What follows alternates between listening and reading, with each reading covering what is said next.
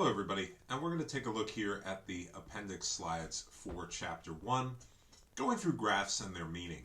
As we progress throughout the class, we're going to see various types of graphs, and these slides just go through how do we read them and how do we interpret what they're showing. So graphs are a visual representation of the relationship between two variables.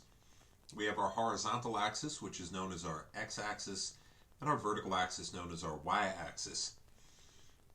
Our independent variable, or the one we have some sort of control over, goes on the x, and the dependent one, the one we're interested in predicting or viewing, that one generally goes on the y.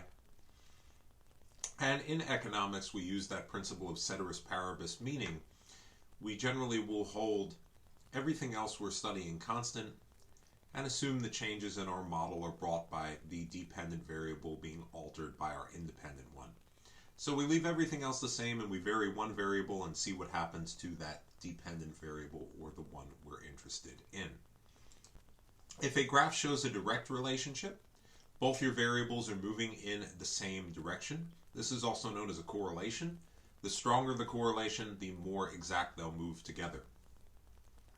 So a perfect correlation is one moves to one amount, the other will move to the same amount.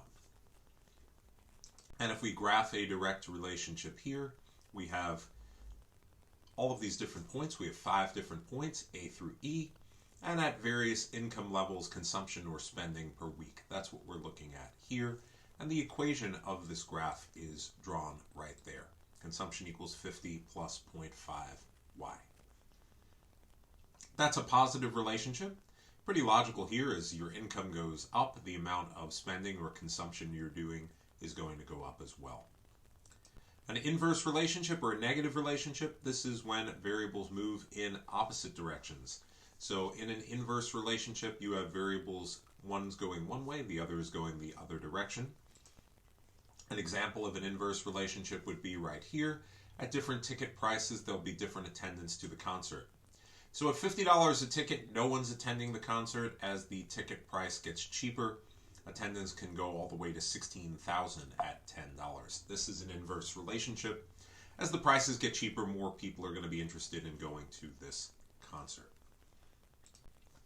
So lines, or a graph that we're looking at, can have different types of slopes. They can be positive or negative, like we saw.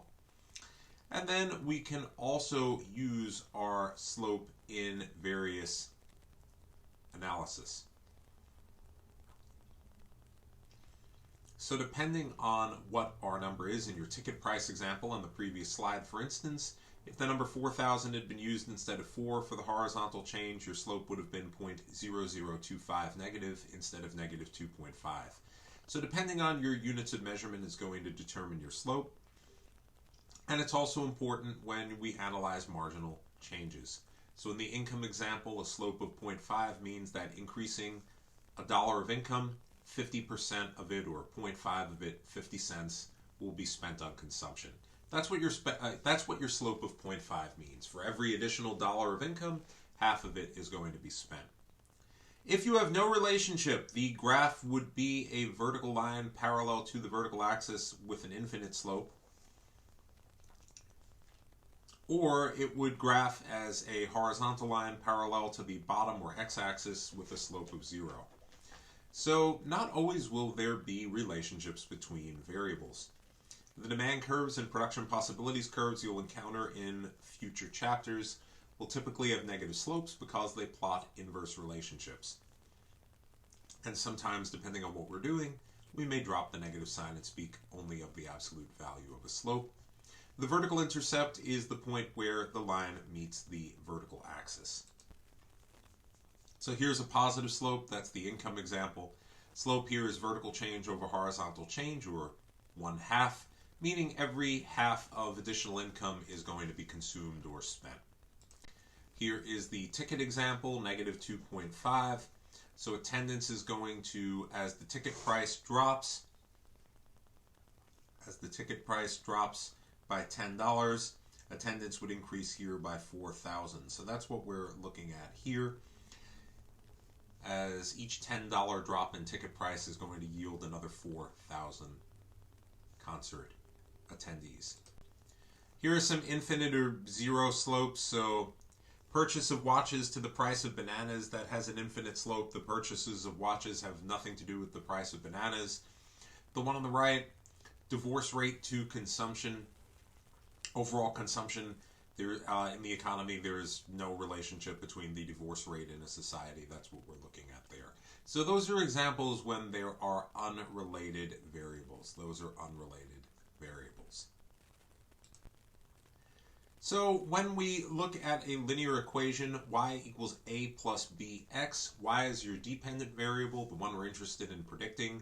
A is your vertical intercept, or where that line will cross the y-axis. B is the slope of your line, which we just saw before. And x is your independent variable, or the variable we're interested in manipulating or controlling. Slope of a nonlinear curve. If you have a nonlinear curve, the slope is always changing. If you wanted to find it at any point, you would use a line tangent to do so. So that's an example of curves. So as this curve is changing, the blue curve, the slope is changing as well. So to find it, you could draw a straight line tangent to the curve and find the slope of that line, dividing vertical change by horizontal change. We're using a computer program to do so. So in this blue curve, at point A and point B, these slopes are very different. And if you did want to find it specifically, you would use a line tangent. So that's going to bring us to the end of these appendix slides. Once again, they're useful because we are going to see a good measure of graphs and charts in the chapters to come throughout the remaining class.